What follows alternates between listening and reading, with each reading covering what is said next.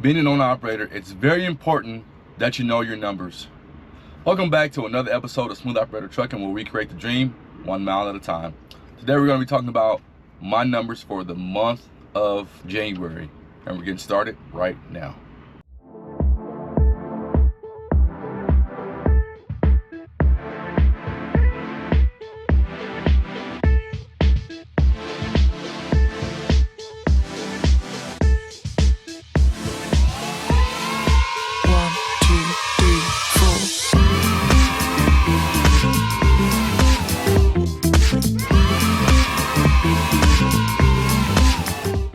All right, if you're an owner operator or thinking about becoming an owner operator, keep watching this video to the end. This video is definitely for you.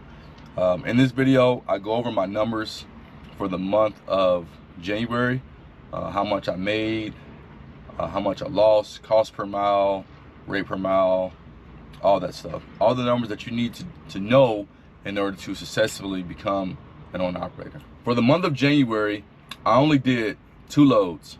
My first load was from Whidbey Island Naval Air Station, Washington to Fallon Naval Air Station, Nevada. My truck broke down about 150 miles away from the final destination, so I did not get paid for that full load. My second one, I actually headed back to Whidbey Island Naval Air Station, Washington once my truck was repaired, and picked up a load from there going to Solomons, Maryland.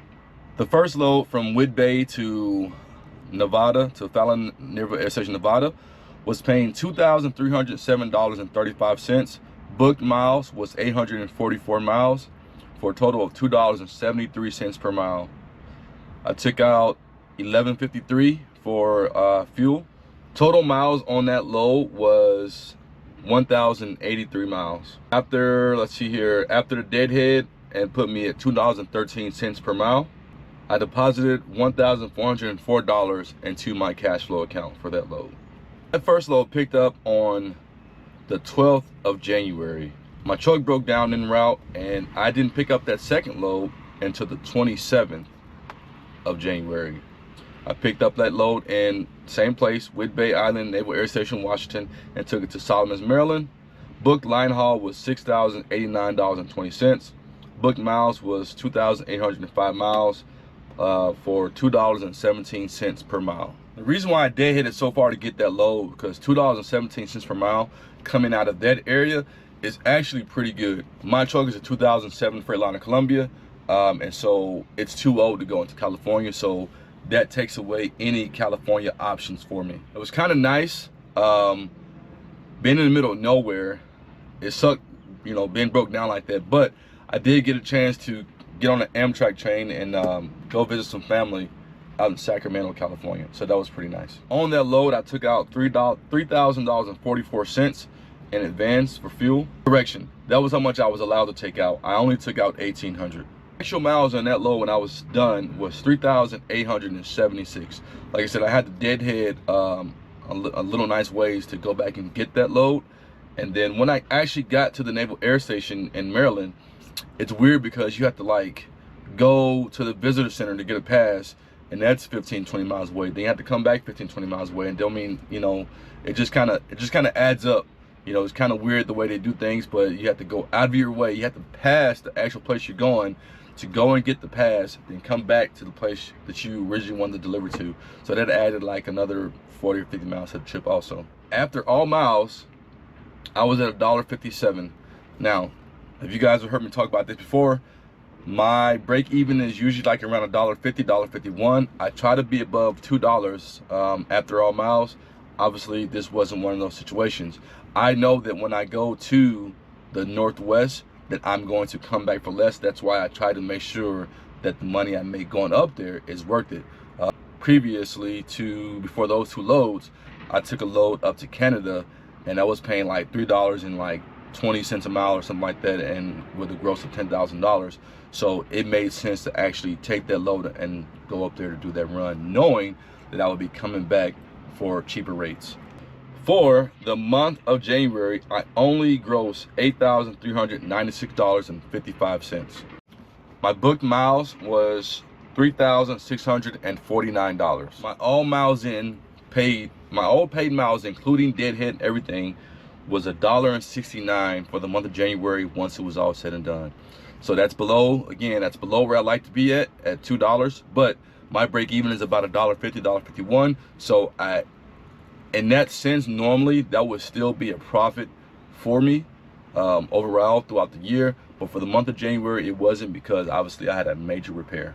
My actual miles for the month of January was only 4,959 miles altogether. The goal is to be somewhere around at least 10,000 miles, and hopefully those 10,000 miles are paid miles, and hopefully you can gross at least 20,000. And that's for the contract that I'm with Mercer. You know, when I'm looking at the load board, what I see on the load board is what I get. It's a 75-25 of Mercer, but what I see on the load board is after they've already taken out their 25. So when I say, you know, my goal is to gross $20,000, that's already after Mercer's cut. Having a major repair and being down for maintenance hurts you, not just because of how much it costs, but also because of the downtime and you're not earning revenue. So now let's talk about the expenses for the month of January. I used 1,079 gallons of fuel. The cost of the fuel was $3,275.61.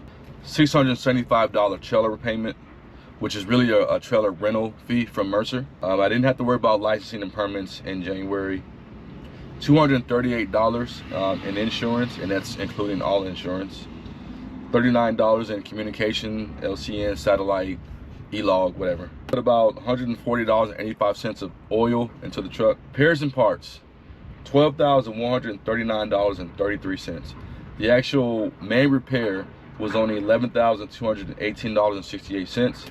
I spent another $450 on towing, and then the other 3 or 4 things that I had were just miscellaneous things that would be normal things throughout the month.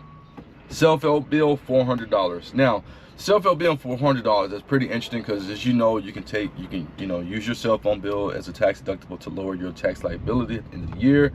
I included in my cash flow calculations. Some people do it differently, but that's the way I do it. Card load for the month of January, I only spent $1.75. I only spent $20.80 on tolls, $98 on parking, $63 on office supplies, and $273.75 on payroll expenses. As you guys heard me talk before, I pay myself through payroll. I have a S corp with an I have an LLC with an S corp set up, and I pay myself through a payroll. And so $273.75, that's my payroll expenses, what I have to match for me, because I pay myself on a W-2. Food and beverage, I spent $397.23 on food, $219.31 on hotel, and $2,500 for household, or that's how much I paid myself for the month of January. So my total operating cost for the month of January was $17,365.09. My personal totals, and that's including food and beverage, motel, and what I paid myself, was $3,116.54. My cost per mile for the month of January was $4.13. For the month of January, I averaged only 4.59 miles per gallon.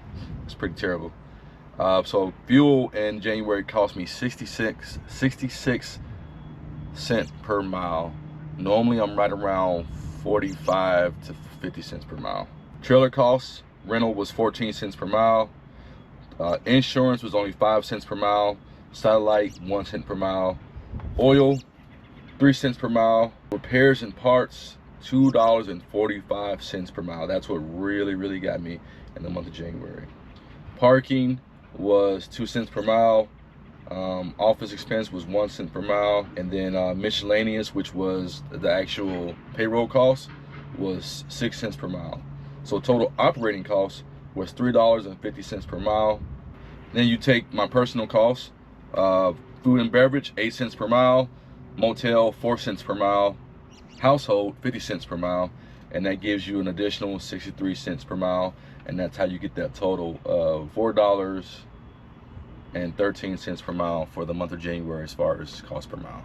So all in all, for the month of January, My revenue was $8,396.55. My total expenses were $20,481.63. My total loss for the month of January was $11,085.28. So those were my realistic numbers for the month of January. In the next video, I'm gonna do my February numbers, and I actually did profit in the month of February. In conclusion, it's very important to know your numbers, whether you're losing or whether you're profiting. You need to know where you need to make adjustments, or you need to run smarter, run harder, run smart and hard. You have to take all those things into consideration. At the very least, you should know how much your cost per mile is for fuel. At the very least, you should know how much your cost per mile is for everything. Definitely your overall cost per mile is not very hard to figure out. I've made some videos on that, but definitely for sure, make sure that you know your numbers, because if you don't know your numbers, you don't really know if you're actually making a profit or not.